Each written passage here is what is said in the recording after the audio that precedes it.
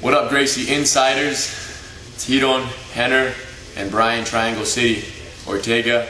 We're chilling. It's Thursday night.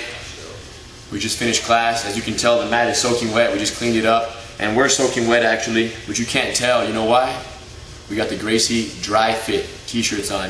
So we're going to wear these while we demonstrate our technique of the month. And that is none other than the belly down arm lock.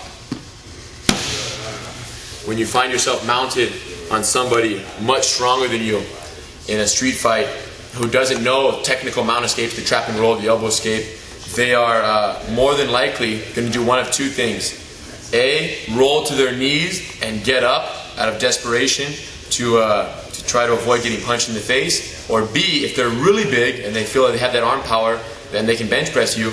They'll get a hold of you, probably grab your shirt, especially if you're wearing the dry fit. They'll grab a hold of it, and then he's going to bench press, go to his knees directly, get up, get up, get up, get up, get up, boom, and throw you straight off. Okay? So, what they'll do is they get a hold, and of his two arms, the one that's more actively, do this by yourself, please bridge, reach and go to your knees right here with this hand. That hand bench presses you off. It's very annoying when someone gets a hold of your shirt, gi, jacket, whatever you're wearing, and reaches across and throws it off. And if you try to go for a standard arm lock, you'll end up falling in the face. So actually, you want to purposely fall forward and go for the belly down arm lock. I'm going to demonstrate it one time. He gets a hold of me. As he starts to bench press, boom, boom, boom. And the arm is fully extended right here. My hooks are up, holding the wrist, and I'm breaking. One more time. Key detail. Nothing more important than solid base. Okay? When he don't push me this way, my knee floats out. Go ahead and bridge and roll your knees that way without grabbing my shirt. Hand, bridge, hold the wrist, step over the head. So this knee is key right here. How do I get my knee out so far? I ride his hips and they position my knee in the perfect spot. So don't worry about forcing your knee out. He'll put it out there if you just settle your hips on his and lift your knee off the ground and let it be placed in the right position. So once again, hand base, knee spread, hold the wrist on your chest, and then the top leg just creeps around his head. Once he goes to his knees, he's going to get up to his knees. Once he gets there, keep your knee over next to his head until his head comes off the ground, at which point you want to slip the hook in, bite his neck, bite his body with both legs, arm lock pressure. So keep your head on the ground, please, when you bench press to the side. Watch my hand and my knee. I ride it, I step over, freeze, keep your head down. Look how we end up. His head is on the ground. Okay? From here, I keep here. Some people try to apply pressure from here, but there's not enough braking leverage. So I prefer to lay my front shoulder on the ground. Boom. And now I just have to put pressure here. Now, normally, he's going to want to get up and go home. And as he gets up, my hooks go in. That gives me the space. Look at my heels. Not down. They're up tight. If you leave him leg flat, he'll start slipping his head out, his arms out, step over your legs. There are many things he can do to mess you up here.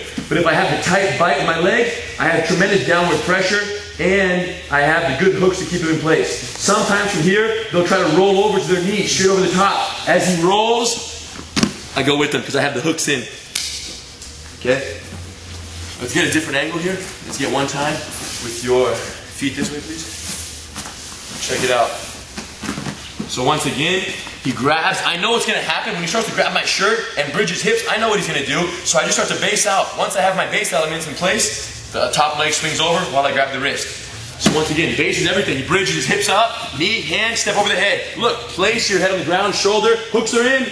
Why do I have my head facing this way? Because if I'm facing this way, when he rolls, I can roll with him.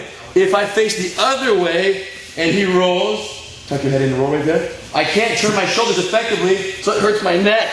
And that's the reason why you want to face their feet. Always face the attacker's feet when doing the belly down arm lock. Any additional details here? So base, hand, wrist, step, place your shoulder immediately, hooks in, and get that pressure. Okay? This one is very effective. It doesn't matter how much bigger your opponent is than you, this technique will work. Keep it real and practice it in slow motion, because when you land belly down on your partner's arm, gravity is on your side. So the natural movement, natural flow will cause the pressure. You don't have to exaggerate too much, you're going to feel it right away. Thanks for joining us, and we'll see you guys next time.